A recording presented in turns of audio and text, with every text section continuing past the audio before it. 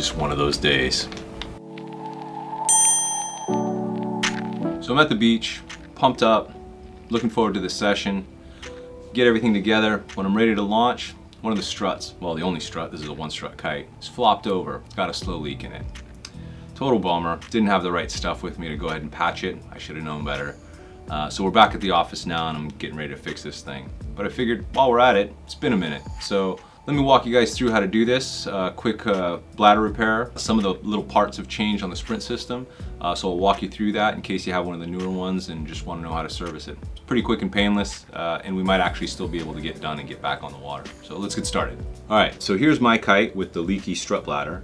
I know it's the strut bladder because I always use the pinch clips and I seal everything off after I'm done inflating. If you haven't done that and the whole kite seems to have deflated, go ahead and first pump up the kite, pinch everything off, let it sit for a little bit. The leak will kind of make itself known by obviously the one that's leaking. So you'll have either a strut or the LE. The process to do all this stuff is exactly the same. I'm just going to run you through the strut today. This applies to wings as well as kites. If you want to see how to service the leading edge of the kite, we shot a video a bunch of years ago, but it all still applies. I'll leave a link in the video description below. So with the leaking strut, I'm going to go ahead and disconnect the Sprint system from that one so I can remove the strut. So what we'll do is we'll take the cover, grab the tab, pull it off the button, and peel it back. Go ahead and just slide that out of the way because we don't need that. And then we just need to cut off that zip tie. If you don't have anything to cut it off with, you can just pull at it. If you do cut at it, make sure you don't damage the hose when you do that, okay? But I'm going to show you that if you just pull, takes a little bit of force, but it'll come off, and then obviously there's the cable tie. So with this guy exposed now, we want to go ahead and remove the C-clip.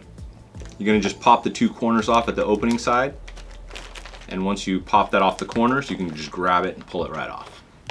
So before we push the valve down into the strut opening, we usually want to go ahead and tie something off in there so we have a way to fish it back through. Now up here in the loft, we usually just use long battens with like a stick in the end, so I don't have to do that and I can just push it back through. But let's assume you're at the beach or somewhere in the middle of nowhere on a kite trip. Let's just use what we have. So I got some kite line here.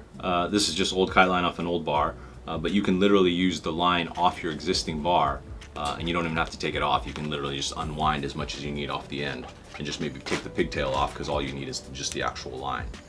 Now on these newer kites, there's actually a string on the inside here that is attached to the end of the strut. So to be extra thorough, you can always tie off right to here. That's what that little knot is for. I would just make a lark's head loop, cinch down, and we're ready to go. So now when I pull this, it'll actually suck the line in and I have a way to fish it back through. If you have an older kite and that doesn't have this line, from anything more than a season or two ago or older, then you'd actually just tie off right to the valve, and that works just as good. So you just literally lark's head around the valve just like that, and now we're ready to push it in. So since we have the string here on this one, I'm going to go ahead and use this method. The reason for that string is when you pull it back through, it just helps to minimize the chances of you not filling it all the way back in, because anybody that's repaired enough bladders knows that if you don't get the bladder to seat all the way into that spot, a lot of times it'll kink or fold over, and then it eventually might hemorrhage there and you'll blow a hole there. So it's just to help kind of make the reinstallation process a little bit more thorough and kind of make sure you're all the way into that upper corner. So with that around there, I'm just going to go ahead and open the back. If you reach in on one side, there's Velcro in there securing the tailpipe. All you got to do is unfold it, okay? There's the end of the bladder, and we'll go ahead and pull that out. Now make sure before you do this, don't forget, like I just did, we want to unseat this first, otherwise it's not going anywhere. So you got to push the Sprint valve back into there. So to do that, on these newer kites with the button, or on the older style, the first thing you do is we want to unseat it from the strut. So you rock it back and forth, push one edge in, and then you can get the other one in. Once it's unseated like this, it's ready to go in. So on these newer kites, you just have to deal with this button first. And the way to do that, super simple. You just turn it 45 degrees, take the button, push down, and push that guy in first. Okay, and with the button in, the rest of it will now actually go into the opening. So with my string attached, the valve pushed in, and the tailpipe open, now we're ready to actually go ahead and pull it through. So now what I'll do is I'll go ahead and pull the end, and as I pull, I should be able to see that that line will actually get pulled in. You may feel just a touch of a snag there, and all that is the knot that you're actually pulling through the lark's head that you looped around. If it seems like it doesn't want to budge, no need to force it. You don't want to totally rip the bladder and destroy it. Just go back up to where the knot is trying to pull through that little hole. It's a pretty small hole. And just make sure the hole's kind of open and has a chance for that knot to pull through. Okay? Go ahead and pull. Just like that. Now when you get to the end, if you encounter a little resistance like I just did, just have a feel down what's happening and where that valve actually is. In my case, it's down here, right at the opening of where this extra piece is sewn in. And so there's a chance it's just hanging up on the lip there. Not a big deal. Just kind of massage it and help it go in there. You can actually reach up into on the side of where that opening is, and you can actually feel the sprint valve if it's actually getting snagged there. So if it is, just help it back up so that now when I pull, the whole thing comes out. And there we are, there's our line to attach to. So you just want to pull just a little bit more and then undo the lark's head, and we're ready to work on the bladder. All right, so here we are with the bladder removed. I've gone ahead and pumped it up, sealed it off with one of my sprint tubes and pinched it. And I've identified where the hole is, and I've marked it with a Sharpie here if you can see it. And the reason I do that is because it's a pinhole, so it'll be really easy to lose while I'm cutting out the repair piece and all that. So you just circle it where it is. I know that there's a little pinhole there. It happens to be right on the opposite side, so chances are rolled over on a piece of chiavi or something while we were packing up. So it is what it is, but good news is it's a slow leak. It's in an easy spot. If you're having trouble finding the leak, go back and reference that video in the description below, and that'll cover how to find the source of the leak. In this case, it's here, so we're gonna go ahead and pull the hose off. And I wanna deflate all the air out of there. Here's the spot I wanna work on. So the bladders, when they come new from the factory, and if the kite's still relatively new and you haven't dumped it in the water a ton, they have this kind of like slipping agent on it. It's kind of like a talcum powder. So the bladder repair material doesn't like to stick to that, so you want to make sure it's clean first. So I like to use rubbing alcohol, but if you don't have that handy, you can use regular water too. I just like to use this because it dries pretty quick. It also rubs some of the Sharpie off, but I can still see where it is. And I just want to basically create a nice clean and dry surface that's free of that powder and any oil from your fingers or anything else, so we get a better adhesion from the bladder repair tape. In all new kites, we include these patches. This translucent white stuff is for the outside of the kite, canopy material, Dacron if you get little holes and whatnot. This other stuff is bladder repair material, so that's what we're going to use. And I just want to cut a patch that's, you know, a little bit bigger than the actual hole. So what I like to do is cut a square off, and then just out of habit and from being slightly OCD about it, I just like to round off the corners. And what that does is it helps prevent the corners from lifting and peeling, mainly during the reinstallation process, but just over time too. So I have this piece here. It doesn't have to be perfect, but it just needs to be slightly larger than the area that we're repairing, so there's a good amount of overlap. And if you really want it to be obsessive about it, you can actually tape this down to create a nice flat surface, and that actually makes the process easier. But I realize that sometimes you don't always have access to that. Let's say you're either at the beach or doing this in the back of the car because you haven't left the beach yet and you're trying to salvage the session. So for this purpose, I'm going to just wing it, and we're going to lay this as flat as possible, but this is the other reason you want to get all the air out. And then I'll go ahead and just take this patch, peel the backing off. You see how good rounding the corners works? Could barely get this thing peeled. Okay, go ahead and peel the backing away. And again, keep that area as flat as possible. And I'm going to go ahead and stick down in the middle, right over the hole. And then I'm going to work out towards the edges and the corners. I'm trying to squeeze out as much of the air as possible. You want to have no air bubbles in there. It does peel up again, not super easily, but if you need to and you got a little wrinkle in there, you can gently peel it back and kind of get the wrinkle out. The reason you want no air bubbles in there is kind of obvious, but there's a chance that it might slow leak out of that crease or wrinkle that you have in there. So you want to try and keep it as even as possible. And again, this is why taping it down nice and flat like this, in case you're doing this by yourself, or you can have a friend hold it. This will help minimize the chances of that happening. So let's pause real quick just before I throw that bladder back in. And just to cover the other scenario, let's say it's not a pinhole that you got. Could be a huge blowout, which a lot of cases those ones from either getting rolled in the surf or having, you know, massive catastrophic failures aren't repairable and you need to replace it. Other times it could be a leaking valve. Those are kind of less common, but still possible to repair. Let me walk you through that process real quick. So the process of replacing a sprint valve or even an airlock valve is pretty straightforward. It really just involves getting this old valve off, and then you can use an adhesive stick-on style with the cover. Pretty simple, pretty straightforward, but let me walk you guys through it for those of you that maybe never done it before. So in this case, I'm just using this bladder out of an older kite just as an example to show you guys how this works. The first step is to go ahead and remove this valve from the bladder. And to do that, I like to use boiling hot water. Some people have mentioned, oh, heat gun or hair dryer or whatever. And yeah, that could probably work too. It's just, I don't want to take the chance of ruining the bladder, because with either of those two things, you could potentially melt the bladder. And there's potential to do it with the boiling water as well, but only if you do it by dunking this thing into a pan or a pot of boiling water. The way I like to do it is just to get a cup, throw it in the microwave, nuke the water until it's boiling hot, and then dunk just this piece in there. And that way, if any of the bladder material touches the cup, it's not really that big of a deal. But if you're boiling a pot of water and this bladder material touches the pot, you could end up melting the bladder, which is not good, and then the whole thing is hosed. So let me go get some boiling water and I'll show you how that works. Okay, so I got my cup of hot water here. I'm gonna go ahead and dunk this in. And again, like I said before, we want the hotter the better. I just wanna soak this for 10 seconds or so, and just soften up that bond between the valve and the bladder material. And when we pull it out, be careful, you don't want to burn your fingers, but we want to get out as much of the water as possible, because a little bit might seep into the valve itself. So I'll just squeeze that out. And I'll go ahead and peel, just like this.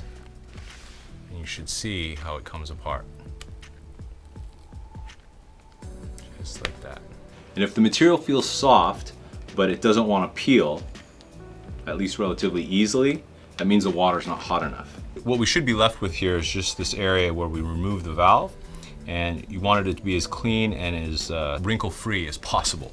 Again, this is where I like to use a little bit of alcohol, and the main reason why is it because it evaporates to nothing and it doesn't leave a lot of residue there. The way this works is, obviously you can see the orientation should match, and you want to make sure that the orientation matches here as well. Okay? So you can see that it's meant to go on just like this, and the cover will be the same. This way is obviously backwards because it doesn't line up. Okay? You want the opening and where the valve actually goes to line up with the hole in the bladder. Simple, right? When you actually stick this down and the cover goes on, pretty simple. You just push the cover on over the button, if it even has one. Sometimes some of the older kites don't, and then you just push it over the valve itself at the base. Obviously this is just a dry run, but when you do this for real, we'll peel the backing off and stick it on there, okay? But that's exactly how it goes on. If you're by yourself, it's easier if you tape this down to a flat surface. If you have somebody there to help you, you can actually just have them hold it as well. I'm not gonna do that here. Just kind of, we're trying to simulate maybe real world if you're trying to do this somewhere else and you don't have access to that, or you just don't have those materials handy. The key thing is you can just weight this down as well with something. You just want to try and keep this area as flat as possible, and that will help minimize the amount of wrinkles in here. And the cleaner and flatter this goes on, the better it's going to hold. So I'll go ahead and peel just the top half, and I'm going to expose just enough to where the opening of the valve is showing. I'll go ahead and line this up, stick down from the center, and work my way out. I'll go ahead and slowly pull the remaining part of the backing away, sticking down the valve as we go, and again, working my way out. So as you can see, we've matched the old outline where it was, and if I flip this over, I can see that we're dead on right over the opening in the bladder. All right, so with the replacement valve on, we'll go ahead and put the EVA cover on.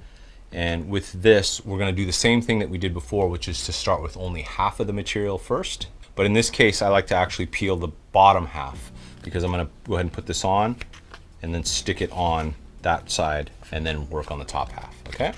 And what I'll do is to prevent this from sticking before I'm ready is I'll kind of fold it up and curve it like this. So I'm really just working on getting the valve on first, just like this, as you can see.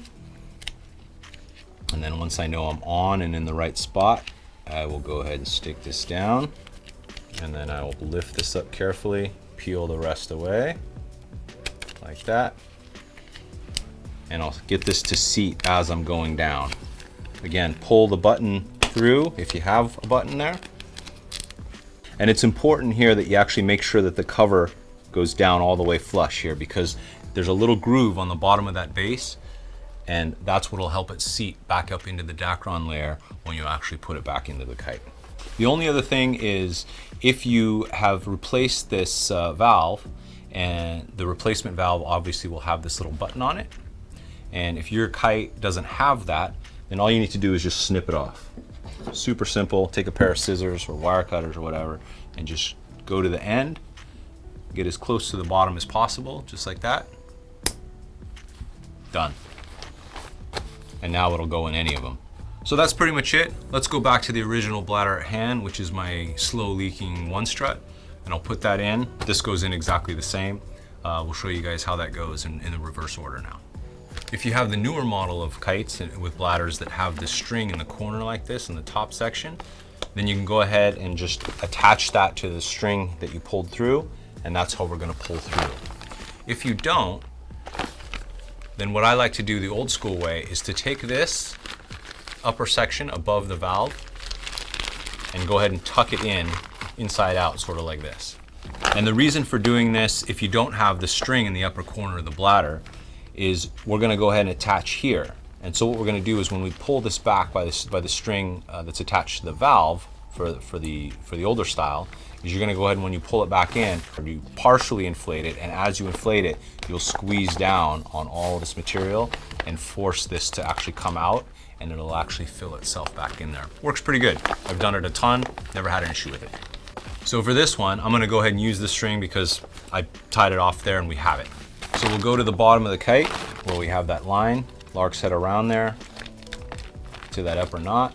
You just wanna make sure it's actually on there so that when you pull, it doesn't actually pull off. I like to actually take this material and I'll pull a little bit of line to get it started going into the casing, and then we'll help it along. And I like to take this material here and fold it underneath the valve itself, because it's important that the valve stays proud there, so it makes this easier for us to locate it when it comes here and reorient it. And as I pull in, I'm gonna guide the valve, and once we get here, it won't go anymore. And so the trick here, just take this and help it through there, okay? And we can manually just push it in and get it past this narrow section. I'll continue pulling while I'm holding the tail end here. So I'll pull a little bit more and let the bladder feed in. And again, just like we encountered when we were pulling it out, you might feel a little bit of resistance there when you get to that knot.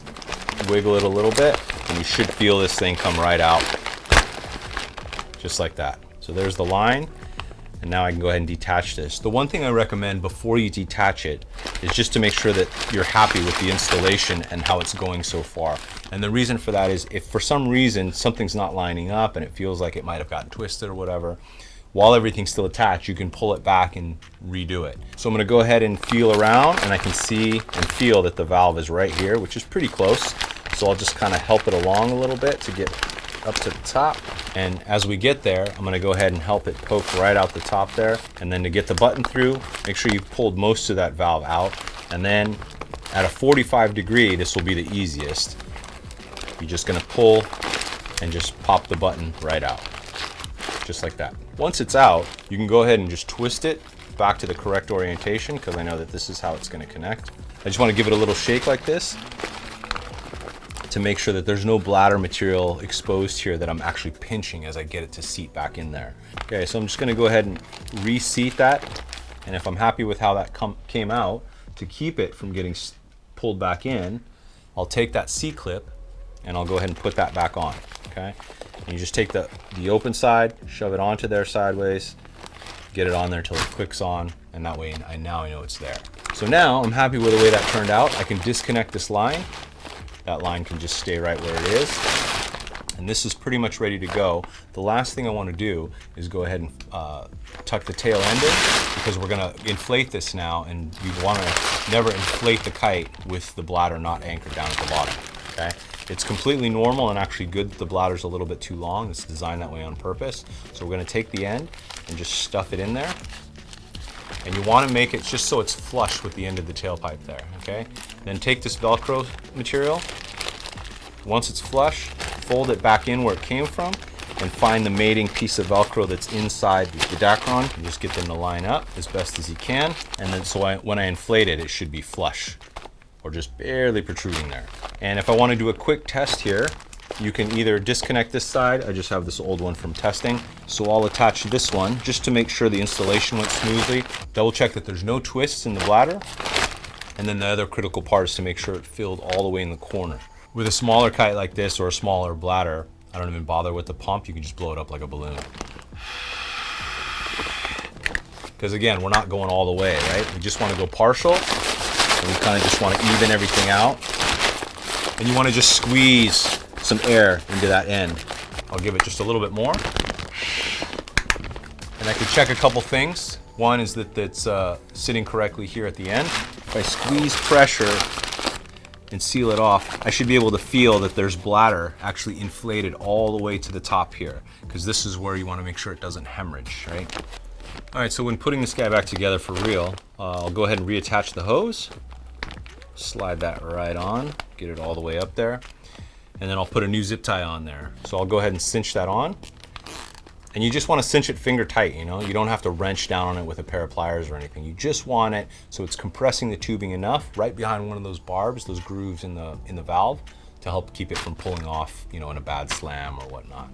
And then you just take a pair of snips, cut the end off. And then before we put the cover on, what I like to do is twist this guy around. And that's so the attachment part where the zip tie actually engages and locks in is actually facing down towards the kite. And the reason we like to do this is when we put the cover on, it actually sits in the cover and underneath an extra thick layer there, so it actually in no way is in danger of damaging the kite or the kite material. So to put this back on, we just slide the cover over.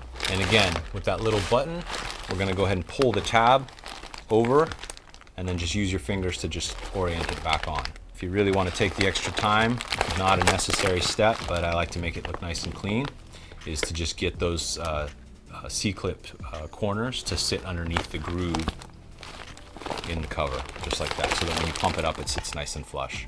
Super simple, super easy, and we're ready to go. All right, so that's pretty much it. I'll do one final check where I inflate the kite, but I trust my work as I've already checked it twice now. So I'll pump it up on the beach. And that'll be the first thing that I do is I'll pump the kite and let it sit as I'm getting ready, getting my bar, getting my stuff together. And that's kind of the final check for me too. And that way, make sure you pinch everything off so I can go and feel it right before I launch the kite and know that we're good to go.